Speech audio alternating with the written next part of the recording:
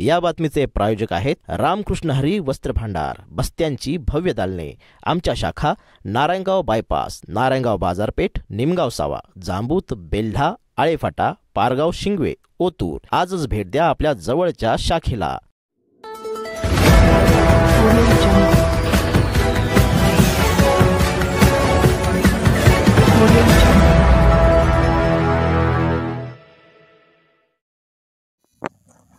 तर आज आपण या निमगाव सावा गावामध्ये भव्य असे इमारतीचं काम सुरू असताना आपल्यासोबत ग्रामविकास मंडळाचे काही कार्यकर्ते आहेत आणि समस्त ग्रामस्थ निमगाव सावामधील सर्व ग्रामस्थ उपस्थित आहेत. या ठिकाणी अतिशय चांगला उपक्रम आणि गावाला लाजवणारा असा उपक्रम आमचे स्नेही विलास काका गांधी यांचे सुपुत्र सचिन भैया यांच्या वाढदिवसानिमित्त कोणत्याही प्रकारचा आगळावेगळा खर्च न करता त्यांनी आपल्या वाढदिवसानिमित्त जो काही खर्च आहे तो या शाळेच्या नूतन इमारतीसाठी सुपूर्द केलेला आहे. तर आपल्यासोबत सचिन भैया आहेत, त्यांच्या आपण काही प्रतिक्रिया घेणार आहोत. सचिन भाऊ, काय सांगाल तुम्ही आज या शाळेसाठी एक चांगल्या पद्धतीचं काम करताय? ॲक्च्युली मला बोलता येत नाही, कारण असा प्रथमताच आम्ही काहीतरी कार्यक्रम होतोय. सर्वात महत्त्वाचं, मी मागच्या दीड महिन्यापूर्वी आम्ही आमच्या बॅचचा एक कार्यक्रम केला, गेट टुगेदरचा. 25-26 वर्षानंतर आम्ही या ठिकाणी सगळे भेटलो होतो. गावातील सर्व मित्रमंडळी, खाडे महाराज असतील, साहेबांचे चिरंजीव संदीप पवार, शेठची मुलगी शाबिरा, असे आम्ही सगळे वर्गमित्र आहेत. त्या प्रदीप चौधरी इथं उपस्थित आहे.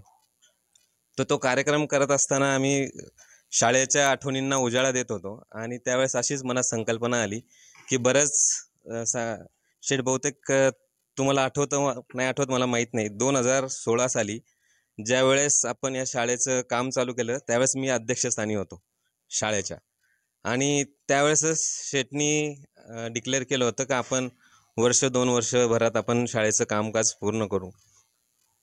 योगायोग आमच्या शाळेचा गेट टुगेदर झाला आणि 20 तारखेला दिवाळीत वाढदिवस आला. त्यामुळं घरी बऱ्याच वर्षापासूनची इच्छा होती की काहीतरी शाळेसाठी करावं आणि योगायोग सगळा घडून आलाय. आणि त्याच्यात तुम्ही इथं श्रेष्ठ मंडळी आहे, ज्येष्ठ मंडळी आहे, मी काही बोलणं उचित राहणार नाही. मला असं वाटतं का बहुतेक आमच्याकडनं उशीर झालेला आहे ही काही अमाऊंट देण्यासाठी, परंतु छोटासा हातभार लागेल. आणि शेटनी तर फार त्या दिवशी मीटिंग झाली होती, कावळा बसायला ना फांदी तुटायला, या म्हणीप्रमाणे काहीतरी बहुतेक याच्यामुळं छोटासा हातभार लागेल. आणि शेटनी तर फार त्या दिवशी मीटिंग झाली बहुतेक आणि त्यांचा ऑलरेडी प्रकल्प डिस्कशन चालू आहे आणि ह्या शाळेचं लवकरात लवकर काम पूर्ण व्हावं अशी सदिच्छा इच्छा गांधी परिवार आणि सर्व कुटुंबाकडनं व्यक्त करतो. इथून पुढेही कुठल्या कार्यक्रमात जो काही सहभाग घेता येईल आणि जो काही साहेब कुठलाही असू गावातला, त्याच्यामध्ये जो काही आमच्या गांधी कुटुंबाकडनं जे काही गावांनी प्रेम दिलं आहे. आम्ही दुकान बंद करून साधारणतः 15 वर्ष झाले, पण त्याच्या अगोदर गावात जो काही कापड असो, किराणा असो, पप्पांनी जे काही व्यवसाय केला आणि त्याचबरोबर एक समाजाची काहीतरी आपण जाण लागतो हे आम्हाला आमच्या रक्तात भिनवलं.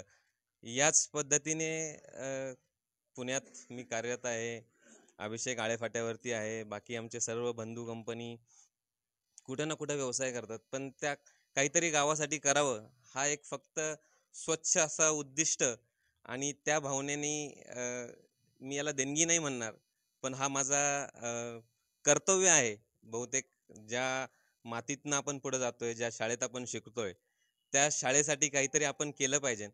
मी आजच्या माझ्या ह्या वाढदिवसानिमित्त मी सगळ्यांना आव्हान करेल का ज्यांनी कोणी या ठिकाणी निमगाव सावामध्ये असतील किंवा बाहेर शिक्षणासाठी गेलेले असतील, ज्यांनी कोणी इथनं परवा मी साहेब बोलत होतो, शेठ बोलत होते, जे कोणी इथनं उच्च पदास्थावरती गेलेले आहेत त्यांनी सर्वांनी हातभार लावला गावातल्या प्रत्येक कार्यक्रमासाठी. शाळा तर हा एक महत्त्वाचा भाग आहे. आज पुण्यासारख्या ठिकाणी मी कार्यरत असताना पाहतोय शिक्षणाला इतकं महत्त्व आहे माझ्याकडं राजू शेठ फक्त आणि फक्त इंजिनिअर नाभाऊच लोक काम करतात. आणि शिक्षण जर नसेल तर आपण पाहतो का या पुढे आता तर टेक्नॉलॉजीचा जमाना आहे, AI चा जमाना आहे. पहिल्यांदा 15 वर्षात कार्यकाळ चेंज होता, नंतर 5 वर्षात चेंज व्हायला लागला, 2 वर्षात चेंज व्हायला लागला. आता 15 दिवसात नवीन नवीन टेक्नॉलॉजी येते. आणि आपण ह्या शिक्षणाच्या माध्यमातून जर टेक्नॉलॉजीला अडॅप्ट नाही केलं तर आपण कुठेतरी मागं राहू. मला असं वाटतं की मागच्या 15 वर्षात निमगाव सावा आणि परिवारात ज्येष्ठ श्रेष्ठ लोकांच्या माध्यमातून भरपूर काही काम झालेले आहे. परंतु याच्या पुढेही मला पप्पांनी कायम शिकवलं, आपण ज्यावेळेस गाडी चालवत असतो तर कायम आपल्याला आपल्या पुढं कोणतरी भेटत असतं.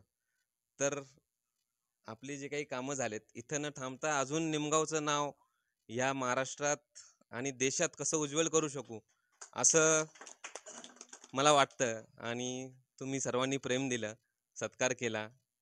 धन्यवाद.